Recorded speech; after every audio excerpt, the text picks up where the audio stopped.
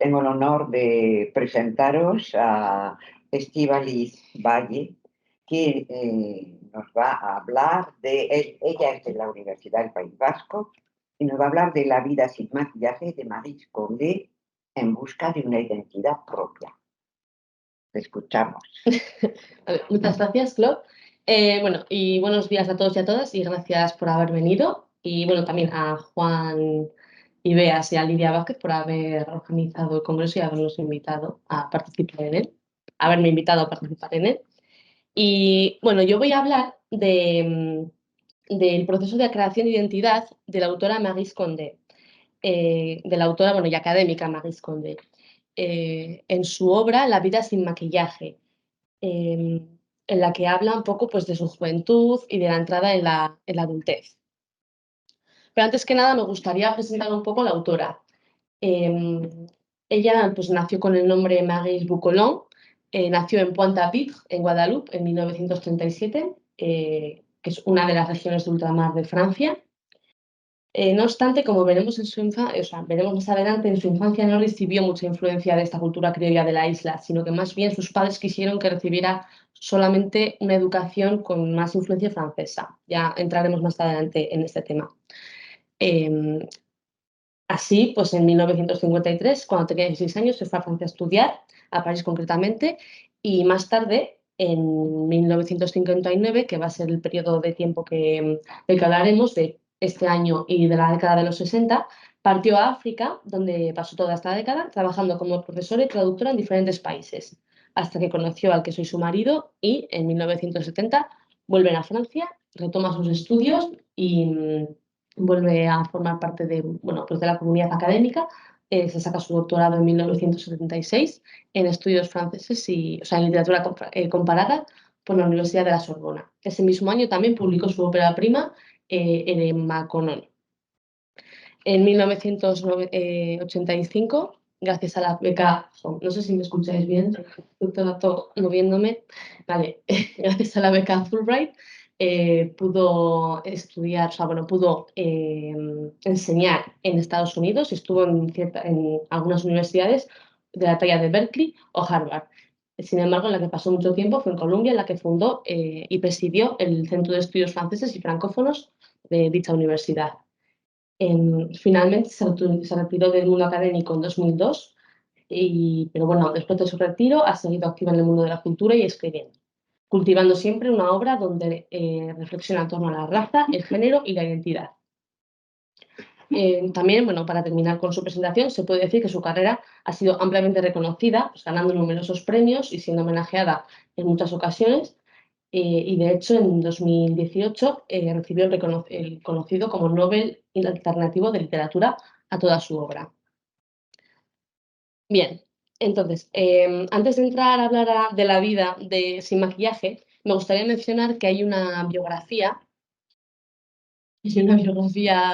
anterior donde habla de su infancia, que se llama Corazón que ríe, corazón que llora, cuentos verdaderos de mi infancia, que fue publicada en 1999, pero traducida al castellano en 2019. En ella Maryse Condé habla de su infancia en Guadalupe y ya podemos vislumbrar un poco el carácter rebelde que tendrá la autora. En cuanto a la vida sin maquillaje, esta fue publicada en 2012 y traducida, o sea, fue publicada en 2012 en francés y traducida al español en 2020. Y habla de, pues, eso, de la juventud de Maryse Condé, un poco de la veintena a la treintena. Recorre su vida desde finales de los años 50 en Francia y a lo largo de la década de los 60 en diferentes países de África y en Inglaterra. Perdón. El título original me parece interesante ya que la vie sans fard viene de la expresión francesa parler sans fard, que significa hablar sinceramente. Fard sería pues, la palabra para hablar del maquillaje.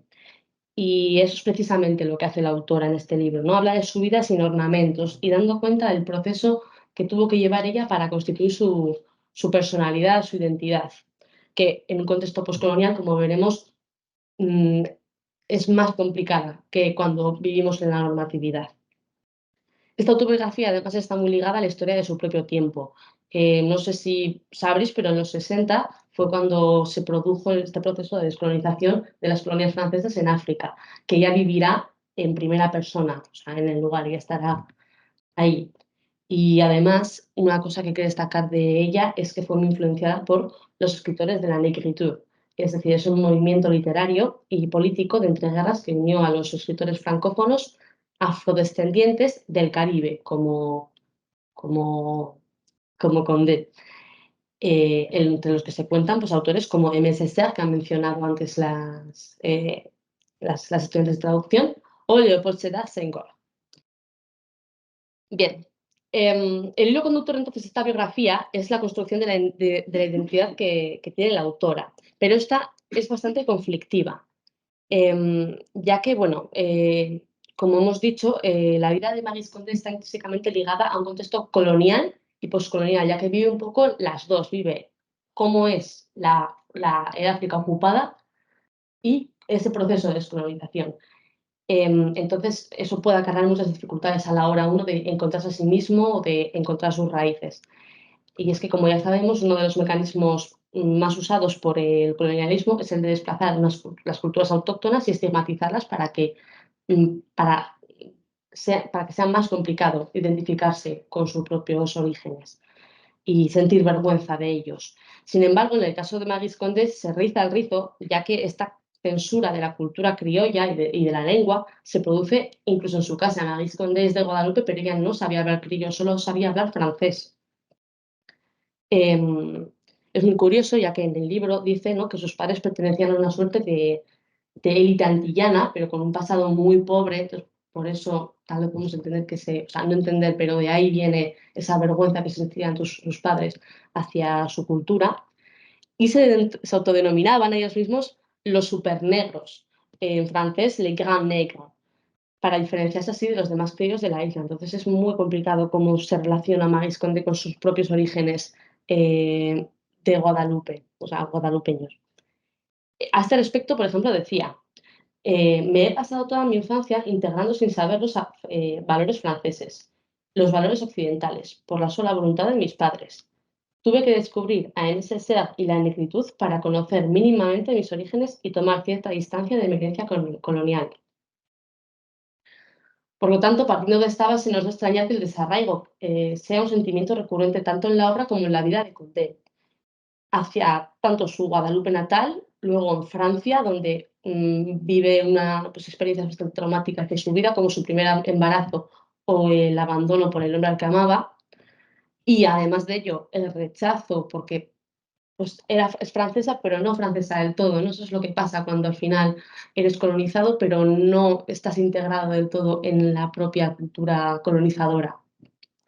Y más tarde en África, donde pues ella tenía una visión de que podría encontrar sus raíces, pero se encontró con que los habitantes de los diferentes países donde estuvo la rechazaban a ella por considerarla más cercana al colonizador. Entonces se encuentra ahí como en un impasse, una tierra de nadie que, claro, hace que ella sienta un desarraigo total, no siente que pertenezca a ningún lugar. Por ejemplo, dice ella misma, ¿no?, cuando sabe de la muerte de su padre, lo que significa que se queda huérfana, ya que su madre ya había muerto, hace la siguiente reflexión sobre su relación ahora con la isla, con Guadalupe.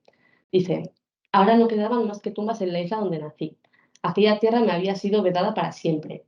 Ahora era más que una huérfana, era una apátrida, una vagabunda sin tierra ni raíces. Y sin embargo, al mismo tiempo experimenté una curiosa liberación. De ahora en adelante nadie podría juzgarme. Como vemos, es bastante compleja esta relación que establece entre ese desarraigo, ¿no?, tanto un poco asfixiante como liberador.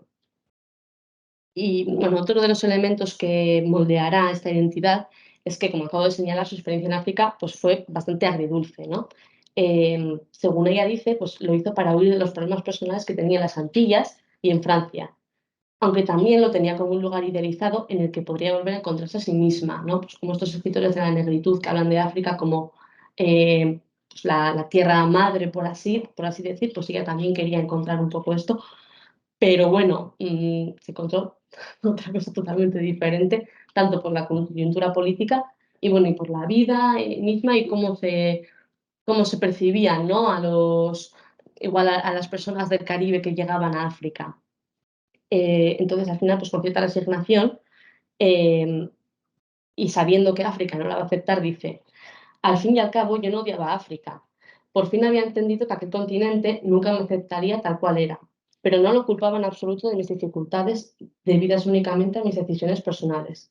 Sin embargo, me atormentaba la idea de no llegar a comprenderlo del todo. Se me solapaban demasiadas imágenes contradictorias. Igual que Diógenes, en busca de un hombre honesto a las puertas de Atenas, habría querido armarme de una antorcha y echar a correr gritando: África, ¿dónde te escondes? ¿No? Es como que tiene muchas imágenes, pues la África bucólica, la África es una madre, pero también la África que la ha rechazado, la África que está luchando y, claro, no sabe muy bien con cuál quedarse o dónde se sitúa ella en este continente que es mucho más complejo de lo que ella pensaba. Y a este sentimiento de sentirse una extraña, también se suma el hecho de que Conde pues, vivió una maternidad muy compleja y que no siempre fue deseada, en la que entraremos un poco más adelante, y que además, pues bueno, sus vínculos personales, pues sus padres, era huérfana, no tenía padres, los vínculos con sus hermanas eran muy débiles y sus relaciones personales también fueron muy tormentosas. Con todo esto, o sea, es una persona que se veía sola en el mundo. Entonces, me parece muy interesante cómo lo enfoca ella, ya que al principio del libro, de la Vie sans fard, de la vida sin maquillaje, parafrasea a Rousseau, proclamando que lo que quiere es mostrar ante mis semejantes a una mujer en toda la verdad de la naturaleza, y que esa mujer seré yo, claro, cambiando mujer. Eh, y bueno, claro, aquí em, está reivindicando un poco su autonomía y su individualidad, ¿no? Diciendo que sus acciones, lo que ella haga, saldrá de su propia voluntad y que éstas serán fieles a su propia naturaleza, desmarcándose así de cualquier corriente de pensamiento o dogma. Y ella dice, bueno, estoy sola, entonces también voy a actuar como un individuo que soy, voy a ser yo misma. Eso es. Entonces, todo esto le va a llevar a reencontrarse con ella misma, ¿no? De estos años tan complicados en África, ella podrá sacar al menos lo que es pues, su propia personalidad, su propia identidad, ¿no? Eso, como decía, todos estos relatos la abocan a que se reconcilie con ella misma. Y esto se producirá gracias a la literatura. O sea, el medio para encontrarse ella misma o para encontrar su voz será a través de esta literatura. No obstante, sí que sería simplista decir que fue una vez encontró la estabilidad que se puso a escribir, o viceversa, sino que esto es un proceso más bien que se entrelaza, ¿no? Escribe y eso la sana, se siente más estable, entonces puede escribir con más tranquilidad. Entonces es un proceso más complejo. Em, por ejemplo, pues en ciertos pasajes habla de cómo la literatura pues, le sirve de vía de escape, ¿no? Diciendo, no me estáis escuchando, vale, te rato moviendo. Dice, es en una literatura donde expreso mis sentimientos y mis angustias, donde intento liberarme de los interrogantes que me desasosiegan. Em, pero también destaca cómo pues, el haber encontrado la paz en su vida o la estabilidad le permite dedicarse con voz debido, ¿no? Hasta la labor de la escritura. Y habla de su último amante antes de encontrar a su marido, que seguirá siendo el de ahora. Dice, mis proyectos literarios no estaban aparcados ni mucho menos. Muy a menudo me negaba a pasar la noche con Mohamed, su amante, que no entendía por qué prefería encerrarme a solas, perdón, que no entendía por qué prefería encerrarme a solas para ponerme a teclear en una máquina de escribir. Esto. O sea, ya vemos, ¿no?, cómo no solo le está sirviendo la literatura como ejercicio para descubrirse a sí misma, sino que también ella misma, cuando se siente tranquila, puede dedicarse tranquilamente sin pensar en lo que pensará un hombre de ella, algo que, bueno, por la extensión de la conferencia no podemos entrar mucho en ello, pero es algo que le ha marcado mucho en su vida, la presencia de los hombres y presencias además inestables, que no le han tratado muy bien, entonces eso se nota, ¿no? Como al final ella acaba sobreponiéndose a todo ello y dando prioridad a su proceso creativo. Esta estabilidad que se asienta en la autora se va intensificando a medida que nos acercamos al final de la biografía e incluso establece, pues eso, como una especie de punto de inflexión, ¿no? Dice, ya no voy a sufrir más por amor, ya mis sufrimientos van a venir de otros lugares. Por ejemplo, ella misma dice, hablando también de Mohamed, cuando lo deja, dice, esa fue la última vez que lloré por culpa de un hombre. pronto se apoderarían de mí desvelos de una índole totalmente diferente, siendo estos desvelos pues, causados más por su carrera literaria, su carrera académica. Si ya deja a los hombres, o deja de sufrir por ellos al menos, y ya quiere escribir y dedicarse a lo que ella realmente, a lo que le hace s'épanouir, no me sale... s'épanouir, eso. Y también finalmente esta parte me gusta mucho y es el párrafo con el que termina de hecho el libro, que es la catarsis de hecho que siente con la literatura, el trauma que le había generado África a través de la literatura al final acaba superándolo y de hecho ella misma dice, África, por fin domada, se metamorfosearía y se hundiría sumisa en los pliegues de mi imaginación. A partir de entonces solo sería fuente de inspiración de relatos sin fin, ¿no? Como finalmente se reconcilia con África e incluso la puede moldear a su gusto, como no pudo hacer en la realidad. Bien, esto se refleja, o sea, a mí me parece muy interesante, o sea, lo que sobre todo quiero transmitir con esto, y es animaros sobre todo a que leáis el libro y que leáis a Maryse Condé, o en el caso de Maryse Condé o cualquier otro escritor que escriba sobre temas como el postcolonialismo, que miréis su biografía, porque esto tal vez puede ayudar mucho a entender luego su literatura. Y en el caso de Maryse Condé, esto se refleja muy bien, su vida se refleja muy bien en su literatura. Eh, por ejemplo, uno de los aspectos más característicos es el de la maternidad. Maryse Condé habla mucho de las madres y la imagen que ella proyecta se ve claramente influenciada por su experiencia traumática como madre, pero también por la de su propia madre, con la que tenía una relación tensa y que de hecho no pudo arreglar ya que esta murió cuando Maryse Condé aún era joven y además se encontraba en Francia. En este sentido, Maryse Condé se muestra, como hemos dicho, ¿no? Sans-fard, muy sincera, muestra realmente las cosas como fueron. Es decir, ¿no? Para ella no fue nada fácil ni ser madre ni la relación con su madre.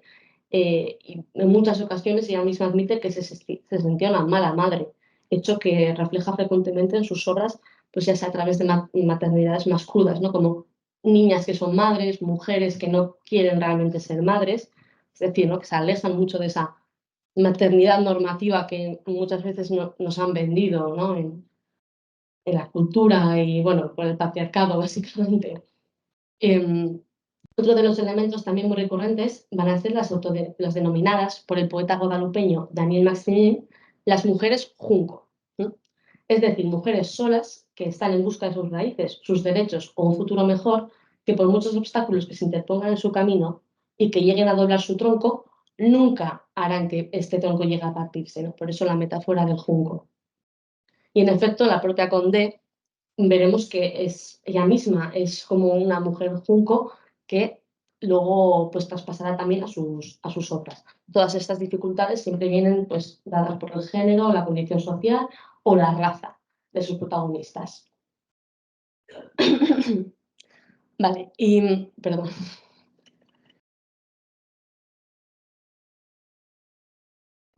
Y finalmente también me gustaría destacar esa individualidad, ¿no? Que he subrayado antes de... oh, perdón, de Maryse Condé. A ver, perdón, eso, le quiero, como he subrayado antes, lo que quiero también es hablar de eso, de esta conciencia libre de dogmatismos que muestra Maryse Condé, tanto en su obra literaria como en cuando se expresa sobre cuestiones como la raza, el postcolonialismo. Ella sabe perfectamente que estas cuestiones pueden moldear mucho y que atraviesan de una forma... Se te entiende. Joder, perdón, moldea, ¿no? La experiencia de vida de las personas que lo padecen, de las que, bueno, cuando no se encuentran en la normatividad, ¿no? Pero lo que hace ella es rechazar los esencialismos que se atribuyen a veces a ciertas razas o a ciertas tribus, ¿no? Como se puede atribuir a su misma etnia. Esto, por ejemplo, se va a traducir en que su producción literaria va a ser muy importante, pues, las experiencias individuales de cada protagonista. Obviamente, está esa carga de saber que sus experiencias vienen de su condición social, su raza o su género, pero también atiende mucho al caso particular de cada una de sus protagonistas.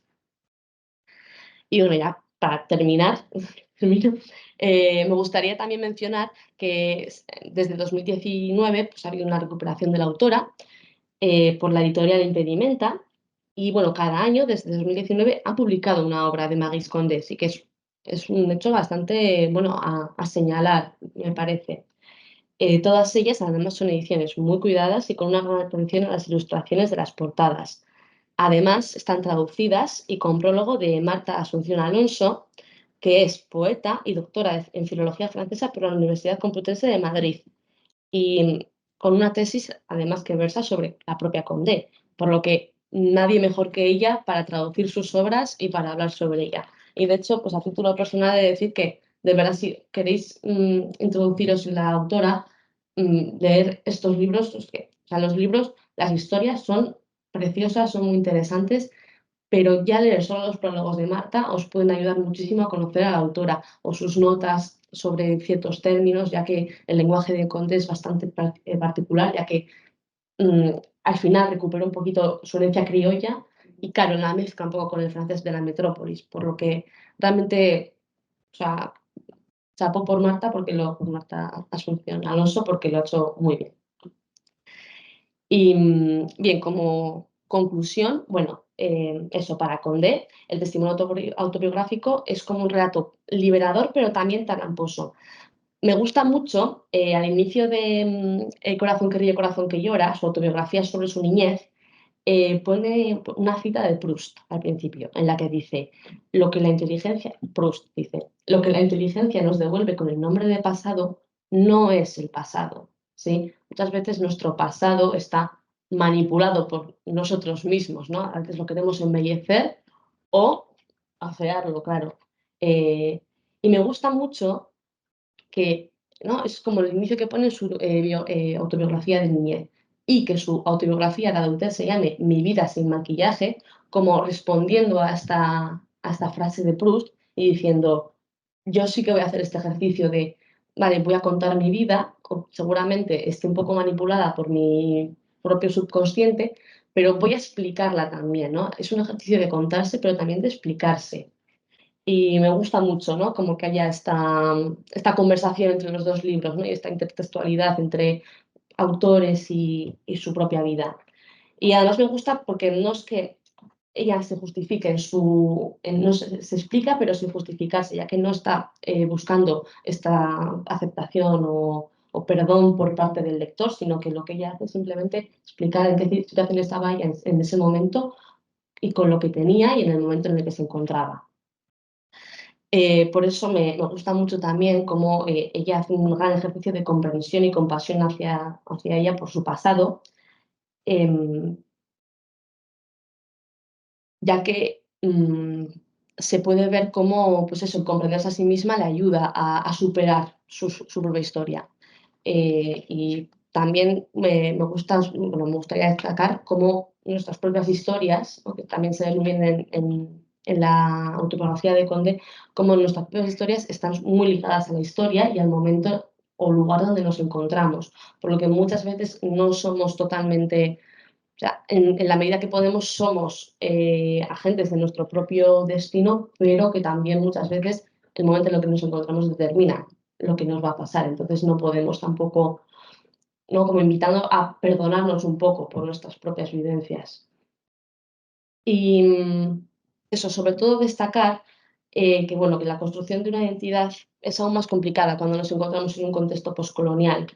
Y por eso yo, bueno, he intentado que con los fragmentos que he elegido, ya que como yo soy una mujer blanca europea, no conozco muy bien esta realidad, pero intento, al menos con los fragmentos escogidos y hablando de ese tema, poder dar voz a Maryse Condé y sobre todo pues animaros a que la leáis, ya no solo por sus historias, por lo interesantes que son y por su imaginario literario, pero también porque me parece que es muy importante que hablemos más de estos autores, ya que como lectores sí que tenemos el poder para poder cambiar el canon y para poder hacer que haya más historias con voces diferentes que se vayan situando cada vez más en el centro y que cada vez podamos conocer más estas historias.